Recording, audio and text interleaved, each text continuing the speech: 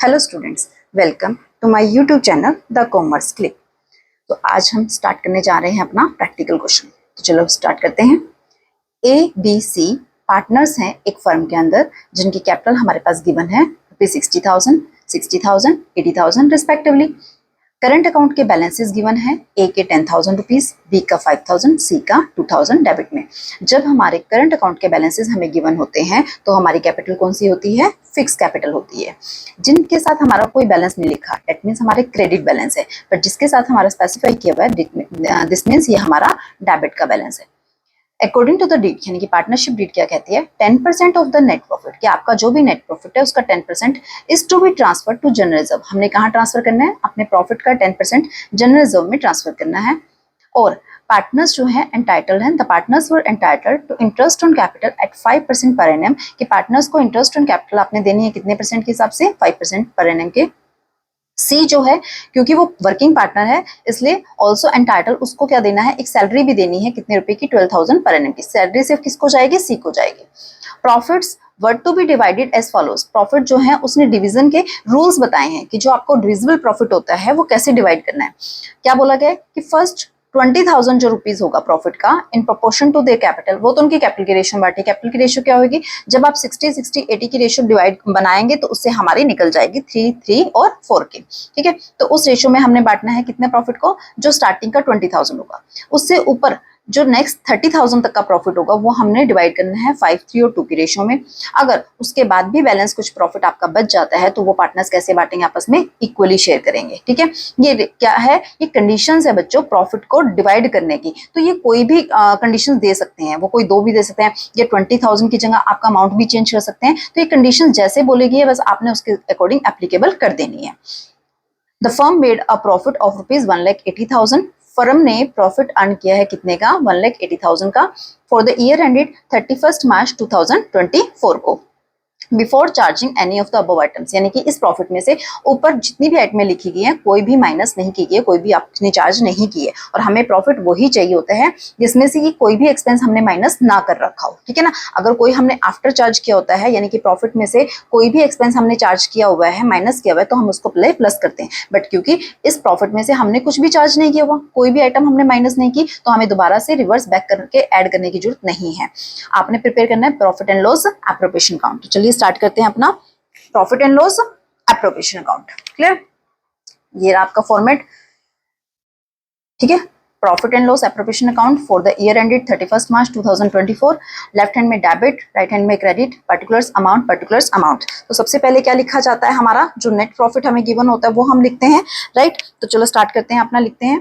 कहाँ से ये नेट प्रॉफिट हमारा गिवन था? 1,80,000 का, तो इसको हम लिखते हैं सबसे पहले बाय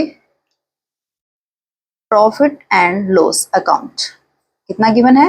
1,80,000। ये क्या है? हमारा नेट प्रॉफिट। ठीक है, ट्रांसफर्ड फ्रॉम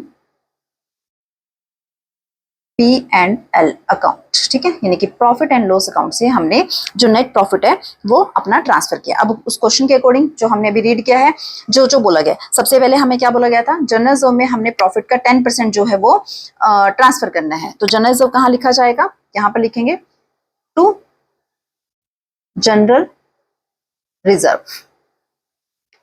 ठीक है, जनरल रिजर्व में कितना बोला? नेट प्रॉफिट का 10%। जब हम 1,80,000 का 10% कैलकुलेट करेंगे तो कितना आ जाएगा हमारे पास? 18,000। ठीक है, सबसे पहले यही बोला गया था कि प्रॉफिट का 10% जो है वो जनरल रिजर्व में ट्रांसफर कीजिए। उसके बाद क्या बोला गया था? जनरल रिजर्व में ट्रांसफर करने के बाद 10% के बाद हमें बोला गया पार्टनर्स को इंटरेस्ट ऑन कैपिटल देना है 5%। 5% जब हम कैलकुलेट करेंगे, ए का कितना आएगा? 60,000 का जब 5% निकालेंगे दैट इज 3,000, बी का भी सेम 3,000, और सी का जब हम निकालेंगे दैट इज 4,000। तो इंटरेस्ट ऑन कैपिटल हमने निकाल लिया है। पहले क्या लिखा जाएगा? To interest on capital. ठीक है, तीनों का निकाल लिया। अब हम नीचे क्या लिखते हैं? A B C. ठीक है, वैसे हम क्या लिखते हैं? कैपिटल अकाउंट लिखते हैं, बट इस क्वेश्चन में हम क्या लिखेंगे? एज करंट अकाउंट, क्योंकि इसमें करंट अकाउंट के बैलेंस हैं, इट मींस ये हमारा कौन सा है, फिक्स कैपिटल है। और फिक्स कैपिटल के केस में हमारी जितनी भी P&L अप्रोप्रिएशन की आइटम्स होती है वो सब कहाँ जाती है, करंट अकाउंट में जाती है। ठीक है, तो तीनों के करंट अकाउंट में हमने उनका जितना भी इंटरेस्ट ऑन कैपिटल अभी कैलकुलेट किया था हमने 3000, 3000 और 4000, वो उनके हम करंट अकाउंट में ट्रांसफर कर देंगे। ए का था 3000, बी का भी 3000 और सी का 4000, दैट इज टोटल 10,000। क्लियर है। उसके बाद सैलरी बोला गया था सी को देने के लिए, टू सैलरी सी की कितनी बोली गई थी, 12,000 पर एनएम था, तो हमने 12,000 पर एनएम के हिसाब से इसको सैलरी दे दी। क्लियर है। यही सिर्फ 3 चीजें बोली गई थी देने के लिए। क्या बोला गया था, एक तो प्रॉफिट का 10% जर्नलिज्म में ट्रांसफर किया, उसके बाद इंटरेस्ट ऑन कैपिटल 5% के हिसाब से उनकी कैपिटल जितनी थी 60, 60 और 80 की, उसके ऊपर हमने कैलकुलेशन की दिस वन। उसके बाद सी क्योंकि वर्किंग पार्टनर था उसको हमने 12,000 पर एनएम के हिसाब से सैलरी देनी है, तो वो हमने दे दी है।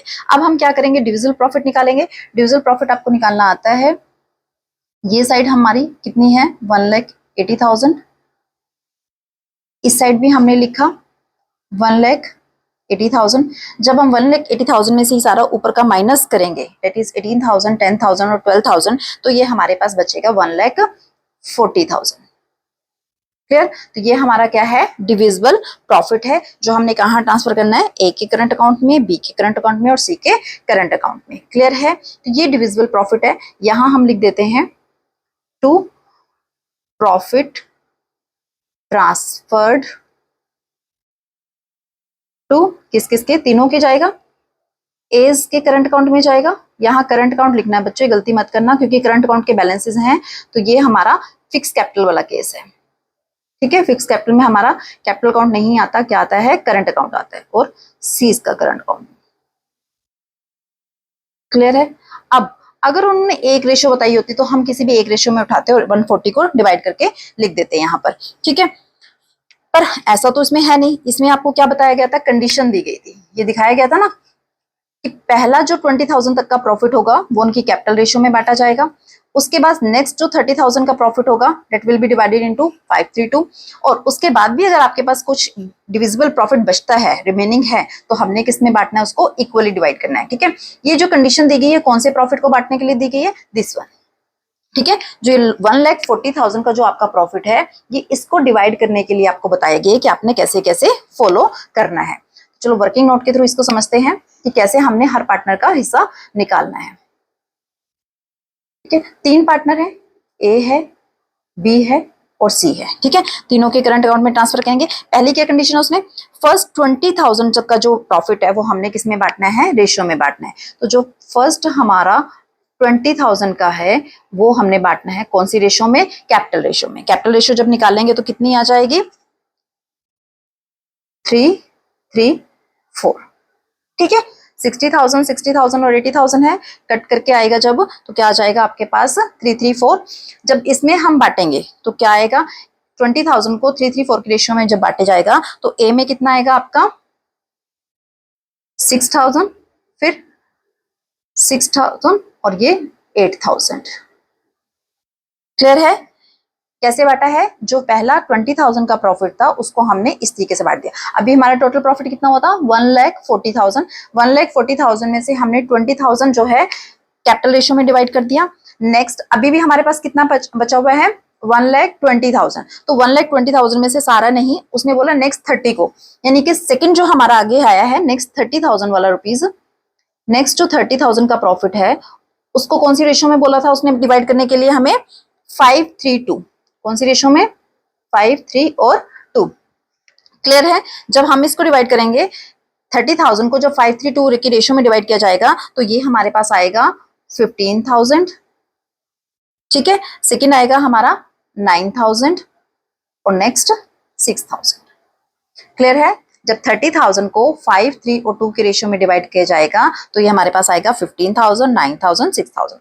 अब उसके बाद उसने बोला जो भी आपके पास बच गया, ठीक है ना, रिमेनिंग कितना रहा बच्चों, टोटल कितना प्रॉफिट होता, 1,40,000। 140 में से 20 यहाँ दे दिया हमने, कितना रह गया 120। 120 में से 30 यहाँ दे दिया तो कितना रह गया 90,000। तो रिमेनिंग हमारे पास कितना रहा है 90,000। तो रिमेनिंग के लिए उसने क्या बोला है, इक्वल रेशो, तो इक्वल रेशो क्या होगी 1:1:1, ठीक है। तो इस 90,000 को हम इक्वल रेशो में बांट देंगे तो कितना कितना आ जाएगा, 30,000 ए के हिस्से में चला जाएगा, 30,000 बी के और 30,000 सी का शेयर। क्लियर है? अब क्लियर हुआ कंसेप्ट कि आपको जैसे बोला गया है। अब बच्चों ये जो है ना 20,000, 30,000, 90,000 की लिमिट जो है ये आपको कैसे भी दी जा सकती है, ठीक है। वो ये भी बोल सकता था कि पहले 50,000 को इस रेशो में बांटिए, उसके बाद अगले 20 को इस रेशो में बांटिए, रिमेनिंग को इस रेशो में बांटिए। तो किसी तरीके से भी जो ये अमाउंट है आपने उसके अकॉर्डिंग कैलकुलेशन कर देनी है, ठीक है। अब ए का टोटल देख लीजिए, ए को कितना मिला टोटल 30, 15 और 6,000, तो कितना हो गया इसका 51,000।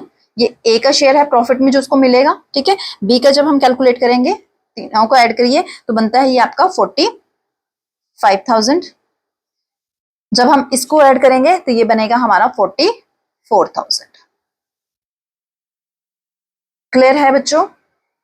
कंसेप्ट समझ में आया बच्चों कि जब हमें डिविजिबल प्रॉफिट में कंडीशंस डाली होती है तो हमने डिविजिबल प्रॉफिट को इस कंडीशंस के अकॉर्डिंग डिस्ट्रीब्यूट करके चेक करना है कि ए को टोटल कितना मिला, बी को कितना, सी को कितना। अब जो हम P&L एप्रोप्रिएशन में लिखा जाएगा वो हमारा ए के सामने कितना लिखा जाएगा 51,000, बी के सामने 45,000 और सी के सामने 44,000। क्लियर? तो चलो लिखते हैं इसको। ए में हमारा आएगा 51,000, 45,000, नेक्स्ट 44,000। जब इसका टोटल किया जाएगा तो कितना आ जाएगा आपका 1,40,000। तो ये आज का क्वेश्चन था। क्लियर है? इसमें एक चीज का कंसेप्ट नया आया था, जर्नलिज्म में ट्रांसफर करना। जितना भी प्रॉफिट का परसेंटेज अगर आपको कुछ बोला गया जर्नलिज्म में ट्रांसफर करने के लिए तो वो हमने जर्नलिज्म में ट्रांसफर कर दिया। इंटरेस्ट ऑन कैपिटल और सैलरी का कॉन्सेप्ट पहले से आपको कराया गया है। करंट अकाउंट क्यों लिखे गए हैं? क्योंकि इसमें करंट अकाउंट के बैलेंसेस गिवन थे, तो इट मींस ये क्वेश्चन आपका फिक्स कैपिटल वाला केस था, ठीक है। उसके बाद जो प्रॉफिट आपका बचा दैट इज डिविजिबल प्रॉफिट, इसके लिए कंडीशंस दी गई थी हमें कि हमने फर्स्ट 20,000 को कैपिटल रेशियो में डिवाइड करना है, नेक्स्ट 30 को हमने 5:3 के रेशियो में, और जो भी रिमाइंडर आपके पास प्रॉफिट बच जाता है अगर कुछ तो उसको हमने इक्वल रेशियो में बांटना है। तो हमने वो वर्किंग नोट के थ्रू समझा कि कैसे हमने उसको डिस्ट्रीब्यूट किया, और उसके बाद हमने इसका यहाँ पर जितना जितना अमाउंट जिसके शेयर्स में आया है ए का, बी का, सी का, वो हमने यहाँ पर लिख दिया। तो ये आपका आज का क्वेश्चन था। होप आपको ये कंसेप्ट अच्छे से समझ आ गया होगा। तो चलो मिलते हैं अपनी नेक्स्ट वीडियो में। Thank you so much.